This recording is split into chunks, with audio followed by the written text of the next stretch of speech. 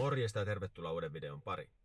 Jos mies näyttää vähän rähjäiseltä, niin tuli justiinsa lenkiltä ja sitten älytön kiire, että päästiin tänne Tuusulaan. Jalkapallon parissa taas mennään ja no, tukka on päässä ja pikkusen ehti naamastakin leikata karvoja. Niin lopputulos ei välttämättä kovin häppöinen, mutta ei se nyt välttämättä ole, vaikka olisi jotakin tehnyt. Siinä viime videossa niin heittelin vähän ajatuksia tästä lapsiperheellisen harjoittelusta. Ja sitten sain teiltä kommentteja ja sitten, no kyllä mä jotakin vaan näihin vastaan, mutta ajattelin, että no on helpompi käydä tässä kerrallaan läpi näin niin videon muodossa juttelemalla, kun saa sitten vähän ehkä paremmat ja monipuolisemmat vastaukset. Niin lukastaan nämä läpi ja sitten tällä videolla niin pikkusen treeneistä ja kaikkea muuta jännää tulossa. Joo, työmatkapyöräilyä joku ehdotti tässä näin siihen, että saisi treenattua enemmän. Se omalla kohdalla niin toi työmatka olisi about 20 kilometriä.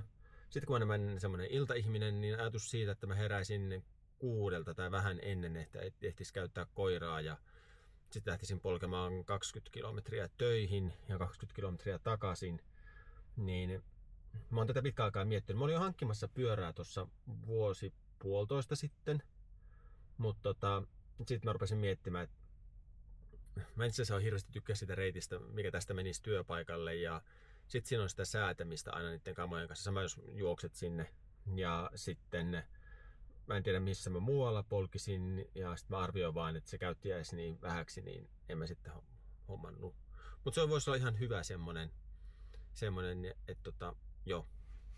Mutta en mä nyt tiedä auttaako se tähän omaan tilanteeseen tällä hetkellä. Sitten ulkomaan matka, joo, sitäkin mä oon miettinyt. Mä oon monta kertaa kattonut noita kaikkia ulkomaan kisoja, mutta niitä on hemmetin hankala yhdistää. Että jos varat niin perheellekin lomamatkaa, että siihen samassa yhteydessä kävisi kisassa, niin ainakin meitä kun on sen verran pesua, niin jos mennään tyypillinen roodoksen reissu, niin sitten se on vähän menee sen hinnan mukaan ja mitä kaikkea muuta asioita on, mitkä vaikuttaa siihen ajankohtaan ja että just silloin sattuisi olemaan siellä joku kisa, niin se on aika pieni se mahdollisuus. Ja sitten jos mennään näihin polkujuoksuihin, niin ne on vähän sellaisissa, varsinkin nuo isommat polkujuoksutapahtumat, ne viedään jonnekin syrjäisempään paikkaan. Okei, se maasto on siellä hieno, mutta sitten ei se kohde se ole niin sellainen, missä sä haluat viettää, tai missä muu perhe haluaa viettää sen loman, että sitten siinä on sitä siirtymisiä ja kaikkea. Sitten se äkkiä vaatisi 2 viikon reissun ja sitten se karkaa budjetista tai muuta, että ehkä sekään ei nyt tähän, mutta se on ihan hyvä semmonen. Jatkossa sitä voisi harkita, kun olisi vähän halvempaa reissaamista.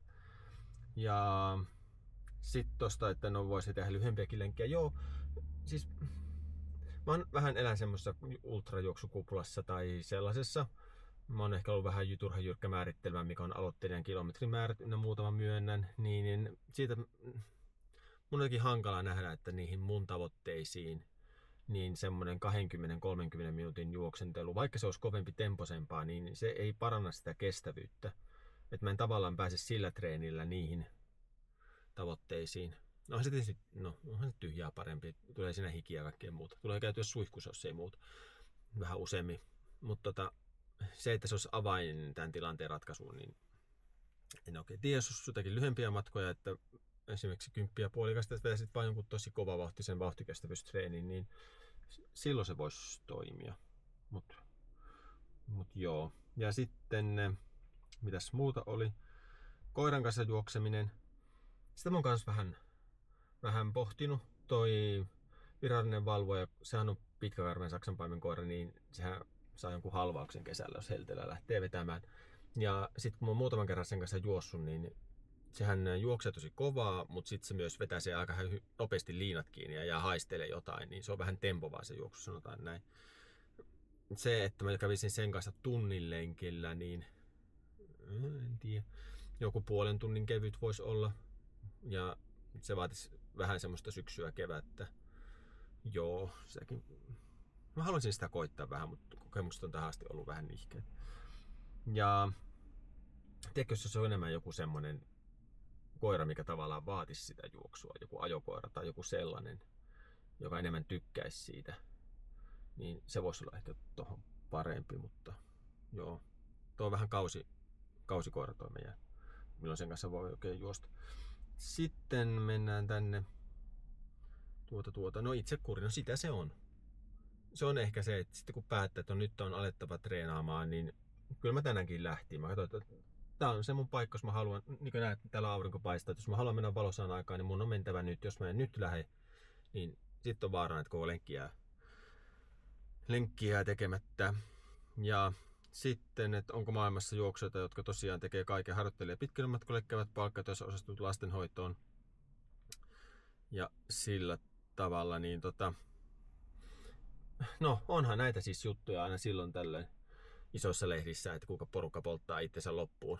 Ehkä se on joku tää keski-iän kriisi, kun huomahdetaan johonkin triathlon kuplaan, missä se tavallaan juoksussahan tavallaan se harjoittelumäärä pysyy siinä 10 tunnissa, se on aika maksimia.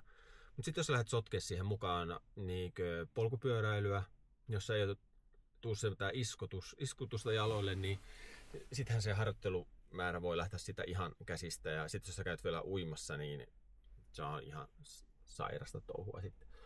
Et kun ei ole tavallaan semmoisia, että sun jalat ei kestä enää, vaan se on enemmän, että miten kauan sun kestävyys kestää sitä, niin voithan sä käyttää 25-30 tuntiakin viikossa, jos oikein lähtee käsistä se touhu, mutta sitten voi olla, että perhekin lähtee.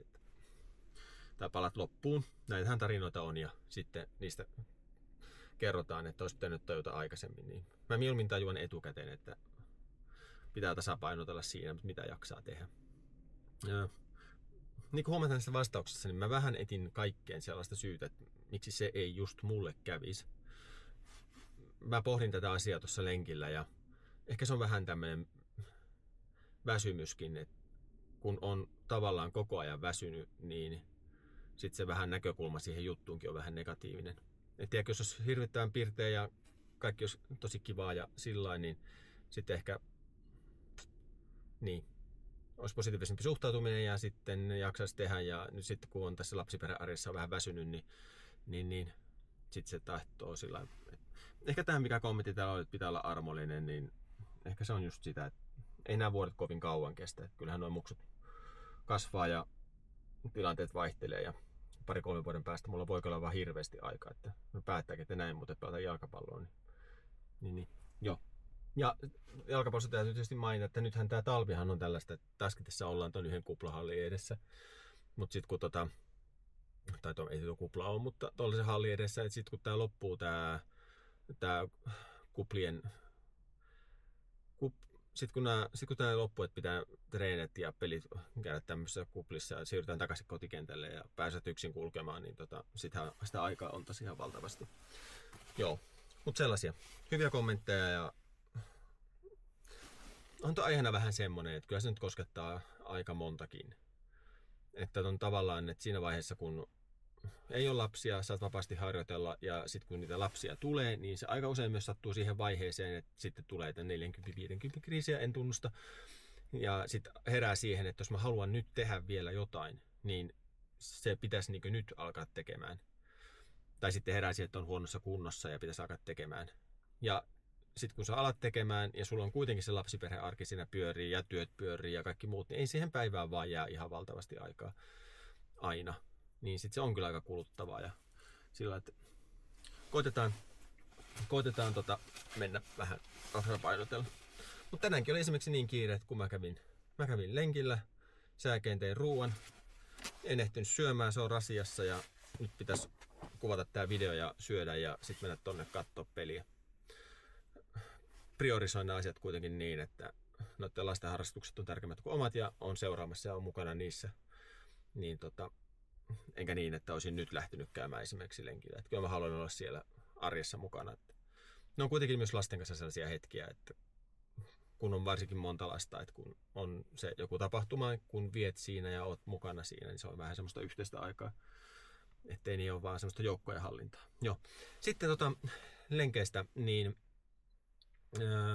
aikaisemmalla videolla oli niitä lenkkejä, mitä mä olin tehnyt harjoittelusta ja sitten mä nyt en niitä enää käy sen kummemmin läpi, koska se on nyt ollut semmoista perusjuoksentelua PK. Yksi oli sellainen, että juoksin PK1 ja sitten kiihytin vähän vauhtia ja sitten siinä oli vähän maratonvauhtista kilometrin verran, mutta se oli semmoinen. Muuten oli ihan semmoista PK-juttuja. Mä en käy niitä vanhoja lenkkiä läpi. Mä alan taas tästä videosta eteenpäin sitten laittamaan että tarkemmin lenkkien tietoja. Joo. Ei siinä. Nyt mä syön ton ja sitten alan katsoa myös, tuolla on naisten hiihot menossa olympialaista, katon, niin alan katsoa sitä ja sitten huomenna palataan pitkällenkin parissa. Nyt on muuten jo 30 kilsaa tälle viikolle, niin katsotaan, emme 50 kyllä päästä, mutta ollaan ihan jumissa ensi viikko. Mutta katsotaan, mihin me päästään. Palataan paikkana Kerava ja Pitkällekin. Mä olin vähän ajattelua huolissani, että eihinkö lenkille ollenkaan tänään, kun aamulla en jaksanut herätä mihinkään kukonlauluaikaan, mutta sitten hoksasin, että kyllähän mä teinkin. Vähän vajaa 2 tuntia meillä on aikaa juosta, kävästään tuossa Lahdentien vartta vähän juoksentelemassa ja sitä rata. Meillä on tässä Polaron latauksessa. Ei se tästä auton latauksesta ehtinyt ottaa kuin 11 pinnaa akkua. Ja eipä sitä riittää koko lenkiksi, mutta ei voi mitään. Ei voi mitään. Päivän salainen ase on tuplapipo-yhdistelmä. Katsotaan miten pitkälle se riittää. Sitten ei mitään muuta kuin lähtää menemään. Ei ollut oikein suksi pelannut Iivolla tänään, mutta se on semmoista. Kuvittele miten paljon sua harmittaa. Siis mä aikaisemmin harrastin hiihtiin kilpaa. Ja silloin suksessa ei ollut vikaa, vaan oli miehessä. Mies oli niin huonokuntoinen, että mies ei pärjännyt. Mutta kuvittele miten paljon sua harmittaa, että sä oot niinkö vuosikausia hiihtänyt. Sitten kun on varmaan sun viimeiset olympialaiset, niin sit se menee vaan siihen, että se suksi ei pidä. No ehkä se nyt on ollut Iiron paras matka ja tuleehan noita vielä, mutta kyllä se varmaan vähän ketuttaa. Jes, lähtepä käymään lenkillä, niin ehditään mennä vähän aikaa valoisassa ennen kuin iskee ihan mörköpimeät kelit. Kuvittele, että otin mukaan noin kuulokkeet, mutta ei niitä tuossa kassissa sitten ole. Ei oo. Mennään ilmi.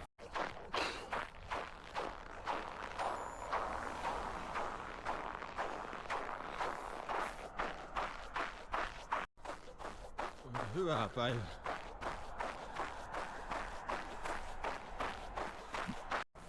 Ei täällä nyt oo pakkasta kuin 11 ja pikkunen vinkka, niin ei. En minä jaksa tällaisia kelejä. Onneksi enää kun ensi viikolla lauhtuu. Pitäisi olla alle 10 ja luulisin, että se kesä sitä tulee. En jää kaipaamaan tämmösiä. En ole juossut tämmöisessä keleissä nyt täällä kuin paljon, mutta enää myöskään kaipaa. Pikkusen on vielä kuule valoosaakin tossa noin. Tietysti kamerassa on nyt vähän vääristää.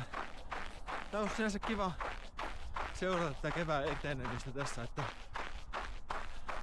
kun nää treenikerrat suunnittelee samoihin aikoihin, niin ensi kerralla pääsee taas pari kilometriä pidempään valoisessa ja sitä rataa. Joo.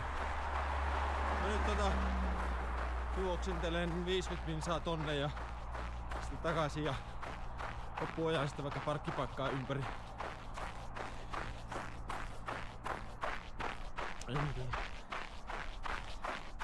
Mä en edes oo tiennyt, että mikä päivä se on se itse kisa.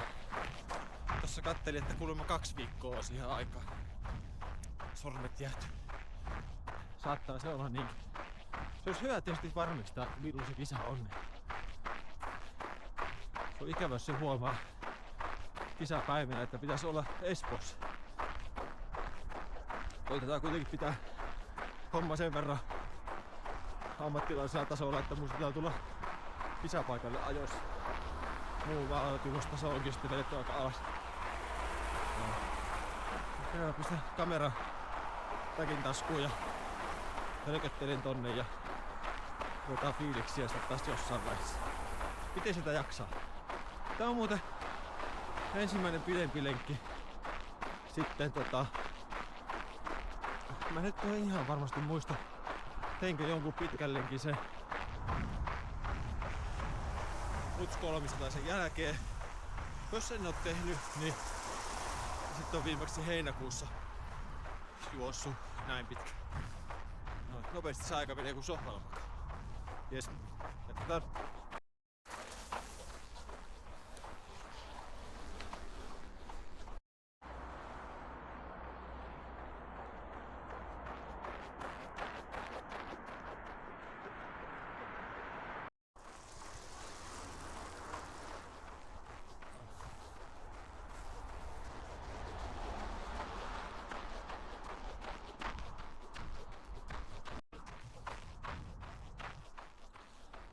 47 minuuttia alkaa olla täynnä ja kohta voin käydään takaisinpäin. Saapa nähdä, miltä toi paluumatka tuntuu. Kyllähän tää alkoi mennä aika helposti, mutta en tiedä miten toi paluu sitten, kun hämmätti joku tunnin lenkkejä vähän päälle, tunti 15 ja onko toi miten vaikea toi viimeinen puoli tuntia. Nyt koittanut mennä hissukseen tässä näin. Eipä siinä. Eipä siinä. Joo, kohta käännetään. Oliko ole hyvä idea ottaa tää toinen pipu mukaan? Paljon lämpimämpi juosta. Joo. Ja sit tossa aukeaa toi suora ja suoran päässä olisi Kuusijärvi.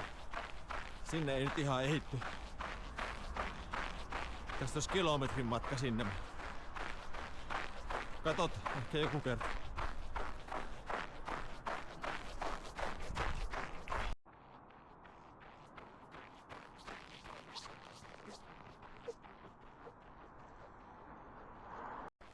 Ja sitten takaisin kohti Keravaa. 8 kilometriä ehti mennä 50 minuutissa. Joo.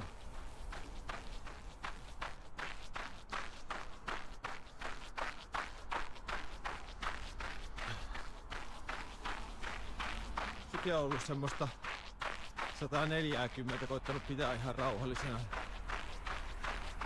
Toiseksi tuntui ihan hyvältä. Se on kyllä ihmismieli sairas, kun sitä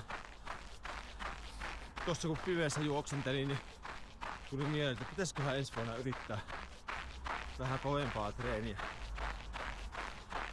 Jos loppusyksy menee hyvin, ettei vaikka kaadu uimaalla tässä ja katkaise kylkiluuta, niin sitähän voisi olla ihan sellaisessa kunnossa, että sitten olisi... En tiedä, en lupaa mitään. Jos on hyvin menee noi treenivuorot, niin sitten olisi yrittää, mutta se on hemmetin hankala. Ja sitten pohdin kyllä, että on tää kyllä yhtä taistelua tää talvella treenaaminen. Siis jos vedät niin kuin näissä olosuhteissa, mitä tässä nyt on, niin on tää aika kuluttavaa. Itse on kovasti hehkuttanut sitä monipuolisuutta, että kävis salilla ja hiihtäis jotain sellaista, että sais sitä kautta sitä määrää enemmän, jos pelkästään tätä pakkasessa juoksentelua, mutta en oo kyllä omia oppiani kyllä noudattanut yhtenäkään vuonna. Tai no silloin mä yhtenä talvena hiihtiin, mutta sitten hajosin monot ja sitten tuli sellainen fiilis, että ei jaksa ostaa uusia. Kun lähdet vaihtaa niitä monoja ja kaikkea muuta, niin se on tonni sinne ja sitten rattaa. No joo, lämpimikseni tässä höpöttää. Laitan sit taas tonne taskuun ja palataan kun päästään tonne Kerava Keinukallion. Mikä on fiilis?